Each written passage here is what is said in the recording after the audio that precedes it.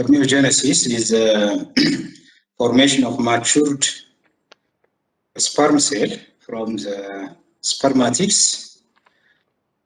As we have said, spermatids are products of second meiotic division, and they are oval in shape or spherical. And these cells undergo further structural changes. They acquire the flagella. They will remove much of their cytoplasm. They form acrosomes and other structural changes. And these structural changes occur in 4 stages. The first stage, or 4 phases. The first phase is the Golgi phase. The Golgi phase is a phase which is characterized by the formation of enzymes, hydrolytic enzymes, in the form of lysosomes, by the rough endoplasmic reticulum and by the Golgi apparatus. So this is the formation of hydrolytic enzymes which are packed within the lysosomes, and these smaller lysosomes later they merge together and forming pre-acrosomal granules.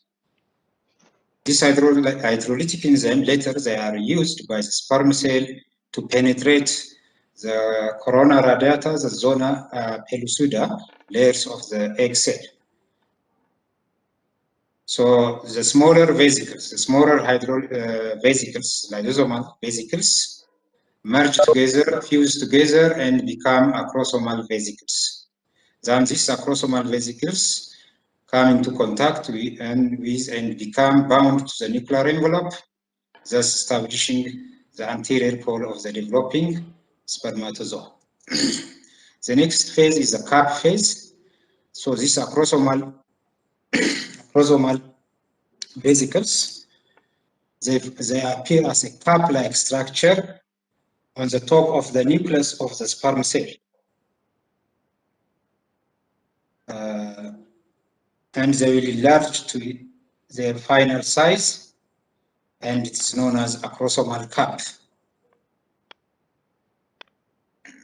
The other one is the acrosomal phase. The acrosomal phase is characterized by several alterations in the morphology of the spermatids. Changes like condensation of the nucleus. The nucleus becomes condensed, cells elongates, and the mitochondria shift its location. And there is assembly of the microtubules to form the flagella. The microtubules will assemble and form the flagella. Okay, that's a cylindrical structure which aids in the elongation of the spermatids. As the elongated cytoplasm reach the microtubules of the flagella axillum.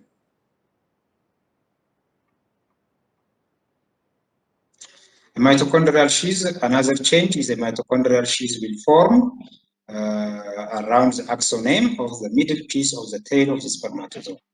So these are some of morphological changes that occur during the chromosomal phase: nuclear condensation, elongation of the cell, the cytoplasm of the cell will elongates, and the mitochondria also shift its location. There is assembly of the microtubules to form the flagella, and the mitochondrial sheath will form around the axoneme of the middle piece of the tail of the spermatozoa. The other one is the maturation phase. The maturation phase of the spermatids, it involves shading of the spermatid cytoplasm. Much of the cytoplasm of the cell will shed, and only small portion of the cytoplasm will remain. And the spermatozoa then will be liberated from a large cellular mass. They will be detached from the the wall of the seminiferous tubule. and released into the lumen of the seminiferous tubule. The cytoplasmic remnants are phagocytosed by Sertoli cells. So another function of Sertoli cell is to phagocytose remnants of the cytoplasm of the sperm. As we have said, much of the sperm cytoplasm will be removed, and that will be phagocytosed by Sertoli cells. The newly formed spermatozoa initially it is immotile, non-motile, and cannot fertilize an oocyte. Spermatozoa gain motility while passing through the epididymis. Once it reaches the epididymis, the spermatozoa gain its capacity to move. Only after the entire female reproductive system, only after they enter the female reproductive system, the spermatozoa become capacitated. Capacitated means the ability of the sperm cell to fertilize the egg. So this capacitation process takes place while the sperm enters when the sperm enters the female reproductive structure.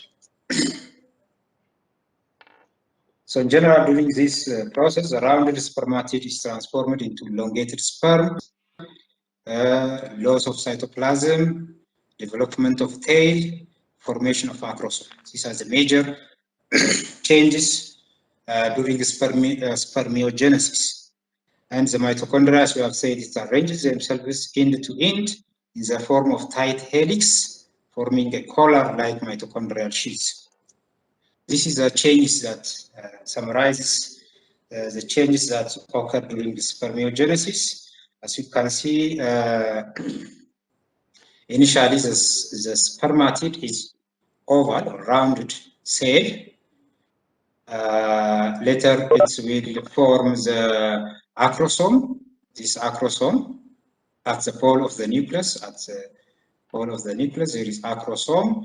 This acrosome is initially, they appear as small vesicles containing hydrolytic enzymes. Later these vesicles fuse together and forming this continuous structure known as acrosomal vesicle. The acrosomal vesicle, and it's initially short, but later it elongates along the side, along the wall of the nucleus. And this acrosome is a vesicle which contains powerful enzyme, hydrolytic enzyme, that's used to penetrate, digest the wall of the egg, the corona radiata, the zona pellucida, and the cytoplasm, the cell membrane of the oocyte. So later it appears as this one, and that looks like this one. There is cytoplasm will elongate towards the flagellum. Along the side of the flagella, the cytoplasmic elongation takes place. It looks like later like this, and it goes like this. And finally, the two extensions of the cytoplasm merge together and forming this structure. Okay. And these are a mitochondrial sheath of mitochondria along the wall of the axoneme. Okay, so this is a mid-maturation phase. Okay, this also shows similar process, developmental structural changes occurring during the spermiogenesis. Finally, the sperm will have a cell membrane.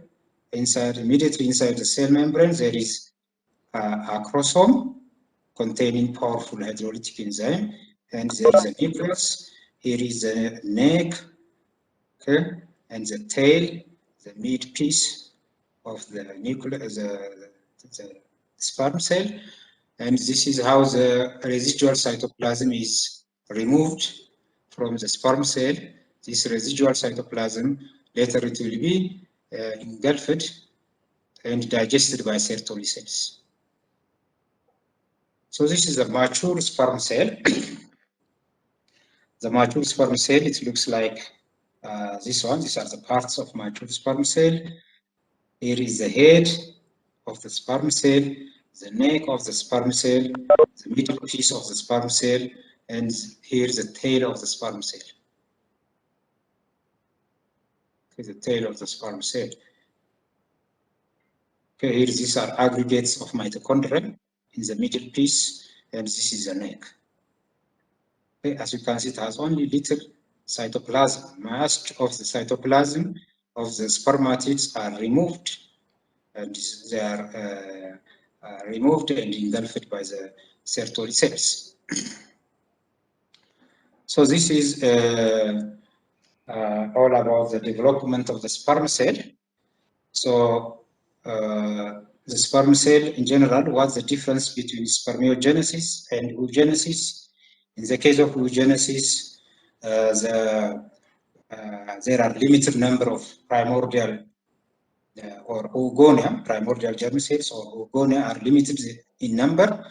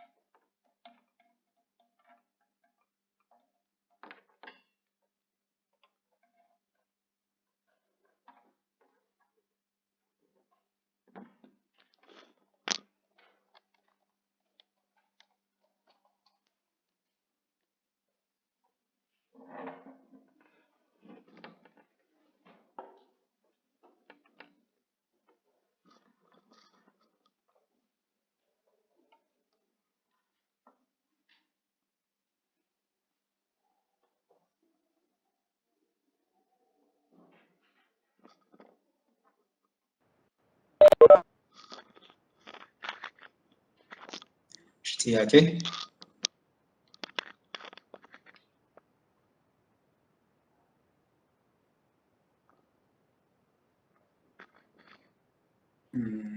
Okay, what initiates meiotic?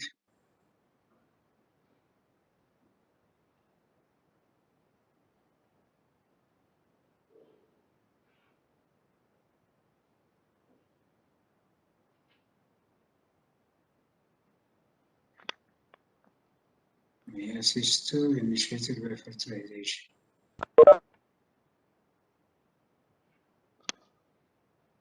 Okay. Fertilization doesn't initiate meiotic II, but it completes meiosis II.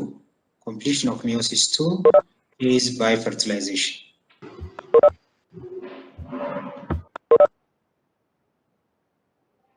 Okay, so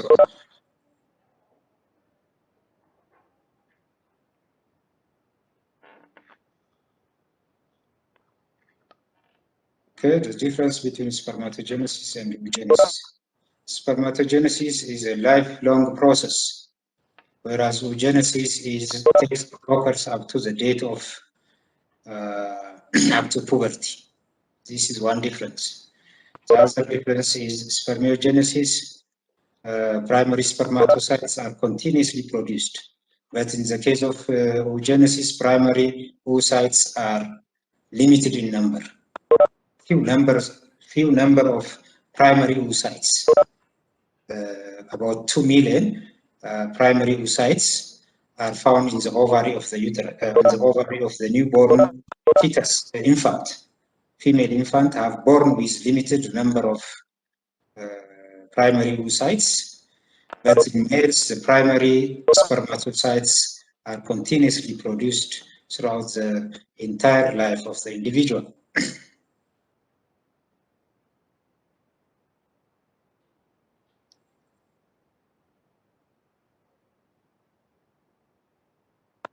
Okay, transport of gametes, it involves, as we have said, only two. For the sperm, it involves the flagella. Flagella is used to transport gametes from the vagina until it reaches the fallopian tube, into the appeal of the fallopian tube. In the case of, as we have said, the oocyte, the mature egg cell is non-motile, but after fertilization, after it's fertilized with the sperm cell, it will move along the length of the fallopian tube, through the lumen of the fallopian tube, by two mechanisms. One is by peristalsis, the action of peristalsis. The second one is by the action of cilia. There is continuous beating of the cilia towards the ovarian, the uterine cavity. This ciliary action causes the fertilized egg to move along the fallopian tube. So any distraction to the cilia and the smooth muscle cells of the fallopian tube results in ectopic pregnancy, because the fertilized egg is unable to move to its proper implantation site. So a pregnancy will take place at the fallopian tube.